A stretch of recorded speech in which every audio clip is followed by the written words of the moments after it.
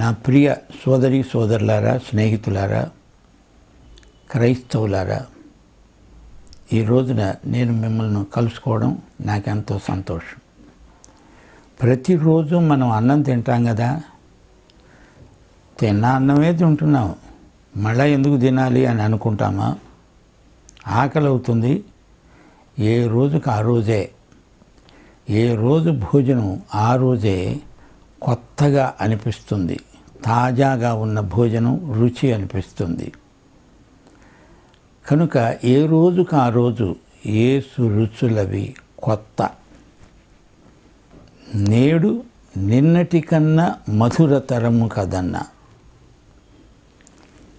ప్రార్థన అనే అంశం తీసుకోండి. ప్రార్థన అనే మాట ప్రతి భాషలో కూడా అది ఒక మత సంబంధమైన మాటగా ప్రచారంలో ఉంది. దానికి నేను ఎంతో బాధపడుతున్నాను. క్రైస్తవులు ప్రార్థనను మత సంబంధమైన క్రియగా ఎంచకూడదు. మత ప్రార్థనలు దేవుడికి ఇష్టం లేదు. మతం అంటే దేవుడికి బొత్తిగా గిట్టదు. లోకములో ఉన్న మతాలన్నీ ఏకమై యేసును సిలువ వేశాయి. మీకు తెలుసా? మతం, ఆ మతంతో మనకు నిమిత్తం లేదు. మనకు యేసు అనే సజీవ వ్యక్తి కావాలి. ఆయనతో పరిచయమే కాదు, సంబంధమే కాదు, ఆయనతో మమేకమైపోవాలి. ఆయన నీవు ఏకమైపోవాలి. ఆయనలో నీవు ఉండాలి, నీలో ఆయన ఉండాలి.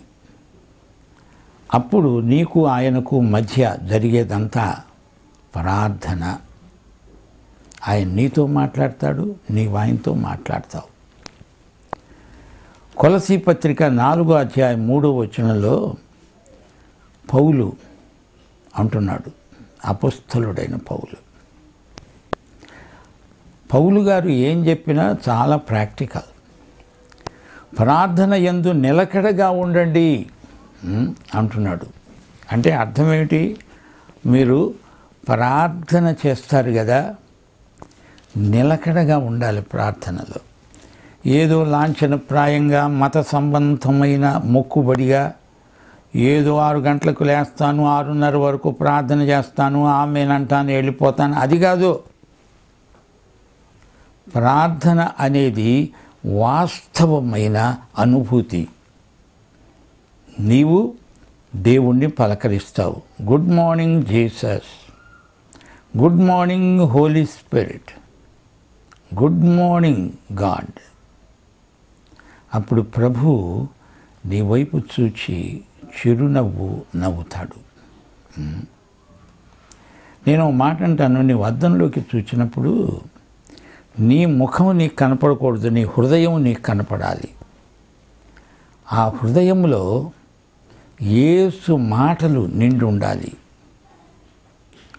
ఆ హృదయంలో నీకు యేసు ప్రభువుకు ఉన్న సంబంధాలు, ఆ హృదయంలో ఇవన్నీ ప్రవర్తిల్లుతాయి. కనుక నిలకడగా ఉండండి. ఎడతెగక ప్రార్థన మనస్సు కలిగి ఉండండి.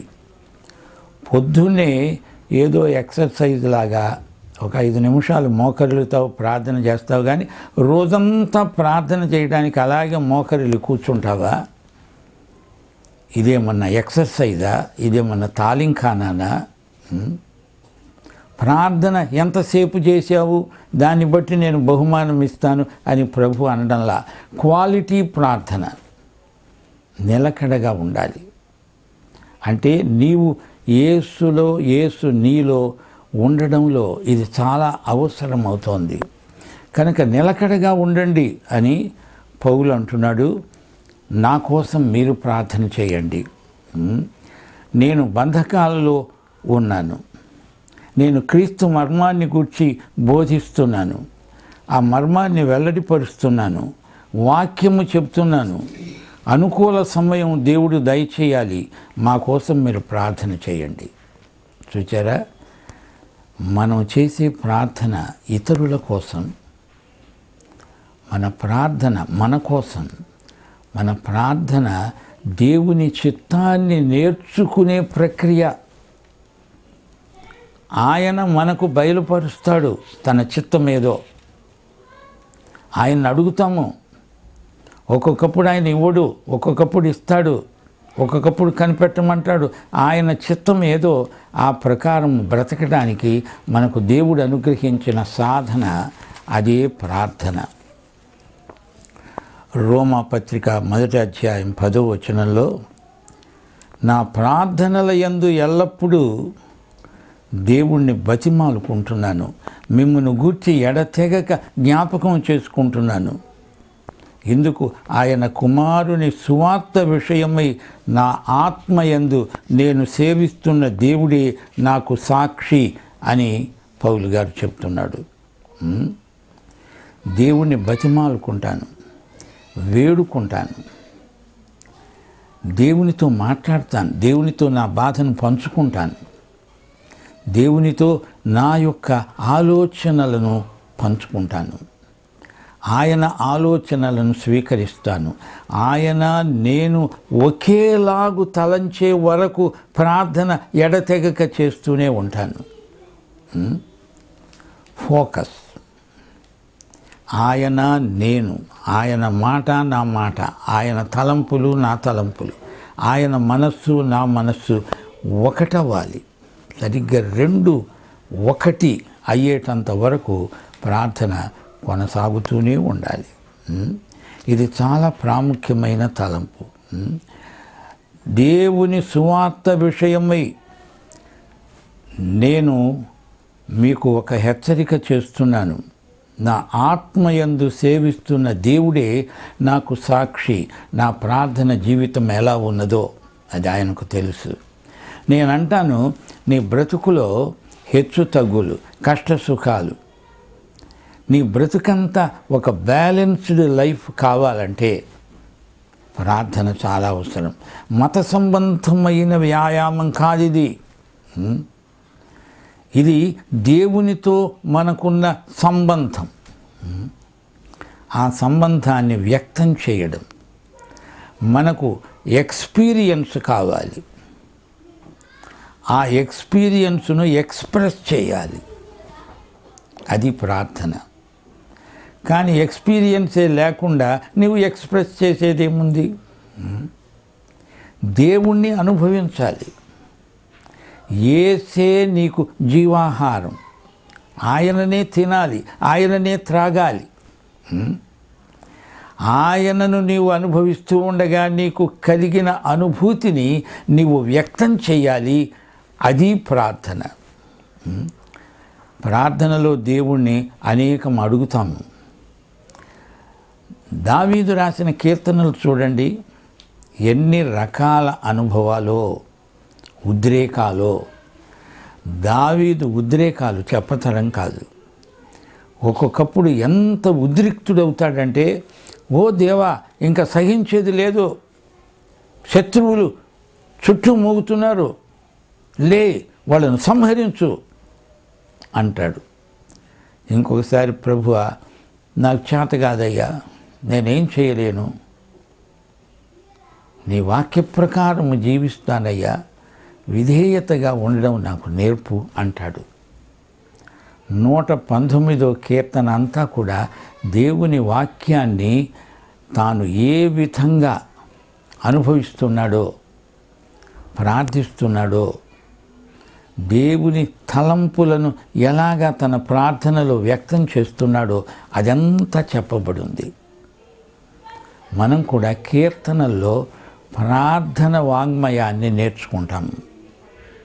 అందుకనే కీర్తనలు ఎక్కువగా ధ్యానం చేయమని నేను మిమ్మల్ని కోరుతున్నాను. ఒక్కొక్క కీర్తన చదివి అందులో ఉన్న మాటలని ప్రార్థనగా ఫార్ములేట్ చేసుకోండి. అది ప్రార్థనలో చెప్పండి. అది దేవుడికి చాలా ఇష్టం. మా పెద్దమ్మాయి ఉంది విజయ, చిన్నప్పుడు నా మాటలు వింటుండేది. వాటి అర్థం తెలియదు తనకు, కానీ ఆ మాటలను రిపీట్ చేస్తుండేది. పెద్ద పెద్ద మాటలు, తనేమో 3-4 సంవత్సరాల వయస్సు. ఏం చేస్తుందంటే నాలాగా మాట్లాడడం అభ్యాసం చేయడం కోసం నేను చెప్పినవి తాను చెప్తోంది, నా మాటలు తాను తిరిగి ఉచ్చరిస్తోంది. అప్పుడప్పుడు మేము నవ్వుకునేవాళ్ళం. కానీ రాను రాను రాను అర్థమైనప్పుడు నిజమైన అనుభూతి పొందుతాం మనం. నేను హెన్రీ క్రాన్ అని, ఆయన మా గురూజీ, అంటే నా స్నేహితుడు. ఆయన నేను కలిసి వాక్యం చాలాసార్లు, చాలా గంటలు, చాలా రోజులు, నెలలు, సంవత్సరాలు చదివాం.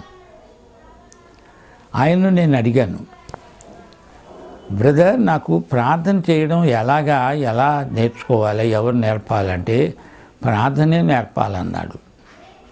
నీవు ఎలా ప్రార్థన చేయాలో ప్రార్థన చేస్తూ ఉంటే నేర్చుకునేవాడు అవుతావు, ప్రార్థన చేస్తూ ఉండగా ప్రార్థన వస్తుంది అన్నాడు. అంటే అంతే అన్నాడు. అప్పటి నుంచి నేనేం చేస్తున్నాను, నాలో ఉన్న ఉద్రేకాలన్నింటినీ కూడా ప్రార్థనలో వదిలిపెట్టేశాను. ఒక్కొక్కప్పుడు నాకు దేవుని మీద కోపం వస్తుంది, అలుగుతాను, మారాన్ చేస్తాను, నవ్వుతాను. ఒంటరిగా ఉన్నప్పుడు తలుపులు వేసుకొని నా ప్రార్థన గదిలో రహస్యంలో నేను చేసే ప్రార్థన రహస్యం. అలాగ ఎన్ని గంటలు ప్రార్థన చేసేవాడినో. ఒక్కొక్కప్పుడు ప్రభువా నాకు ఇక అవసరం లేదు, నీవు ఏం చెప్పావు అది నువ్వు చేయలేదు, అందుచేత నేను మానేస్తాను, నేను ఇంటికి వెళ్ళిపోతా, ఇలాగ మాట్లాడేవాడిని. క్షణికమైన ఉద్రేకం. దేవుడు ఏమనలా. యోబు భార్య మీ జ్ఞాపకం వస్తోందా?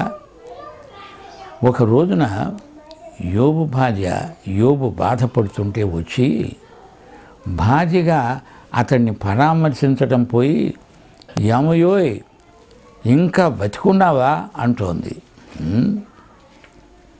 ఈ బాధలు పెట్టుకొని ఏమిటయ్యా ప్రార్థన?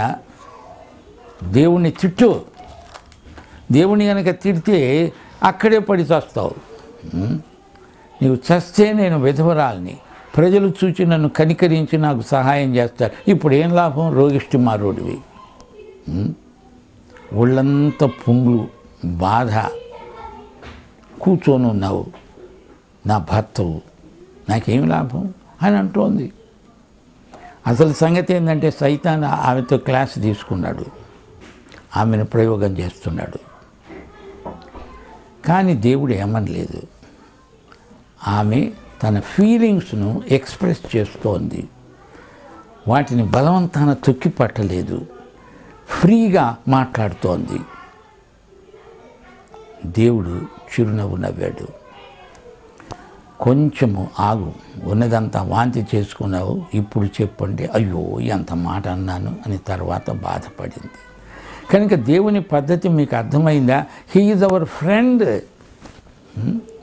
మీరు అనుకోవడం, అమ్మో దేవుడు చాలా భీకరుడు, గొప్పవాడు దేవుడు, ఆయన దగ్గర జాగ్రత్తగా మాట్లాడాల, లోపల ఎంత ఆయాసం ఉన్నా తొక్కి పట్టేసుకో, పైకి మాత్రం ఓ దేవా, గొప్ప దేవా, ఆకాశ మహాకాశములు పట్టదాలని దేవా నీకు స్తోత్రం స్తోత్రం అంటావు, లోపల నన్ను ఏడిపిస్తున్నాడు ఈయన, ఎంతకాలం ఏడిపిస్తాడో ఏమో అని పెట్టుకుంటావు.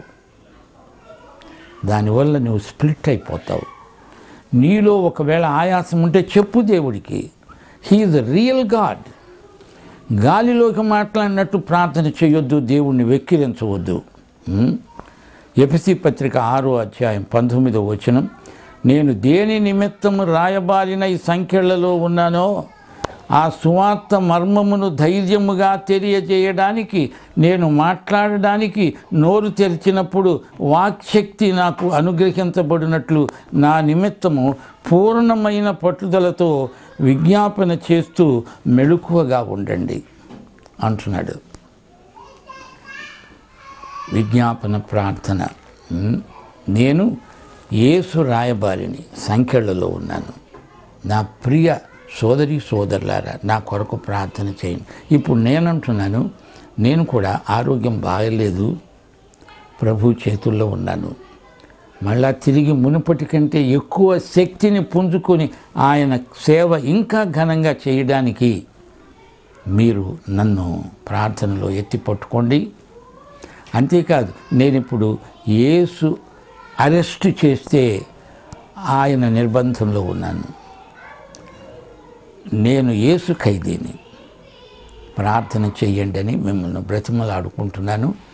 ఇప్పుడు మనం క్లుప్త ప్రార్థన చేసుకుందాం. పరిశుద్ధుడా, ప్రేమగల తండ్రి, ప్రార్థనను గురించి మేము తలంచినప్పుడల్లా మాకు లోతైన భావాలు మా హృదయంలో ఉవ్వెత్తుగా లేస్తున్నాయి. ప్రార్థనలో మేము ఎంత స్వతంత్రంగా ఉంటామో, మా మనోభావాలన్నిటినీ కూడా నీ వద్ద ఏమి అరమరిక లేకుండా చెప్పుకునే కృప, ప్రార్థన బడిలో నీ ఒడిలో మేము నేర్చుకునే పాఠాలు అనేకములున్నాయి. ఓ ప్రార్థనకు జవాబిచ్చే మా దేవా, మా ప్రార్థనను ఉజ్జీవపరచండి. మత సంబంధమైన ప్రార్థన మొక్కుబడిగా చేసే ఆ పనికి మాలిన ప్రయత్నం నుండి మేము విరమించుకున్నట్లు కృప దయచేయండి. ఇది ఏదో వ్యాయామం కాదు, కసరత్తు కాదు. ఓ ప్రియదేవ, ప్రార్థన రుచి మాకు చూపించండి. లోతైన ప్రార్థన అనుభూతి మాకు దయచేయండి. నీ తలంపులు నేర్చుకోవడానికి ప్రార్థన బడిలో మమ్మల్ని ఉత్తీర్ణులను చేయమని యేసు నామమున ప్రార్థన చేస్తున్నాము తండ్రి. ఆమేన్, ఆమేన్. మన ప్రభు అయిన యేసుక్రీస్తు వారి దివ్యకృప, తండ్రి అయిన దేవుని పరమ ప్రేమ, పరిశుద్ధాత్మ యొక్క అన్యోన్య సహవాసము, సమాధానము, సంతోషము, సహాయము మనకందరికీ సదాకాలము తోడై ఉండునుగాక. ఆమేన్, ఆమేన్.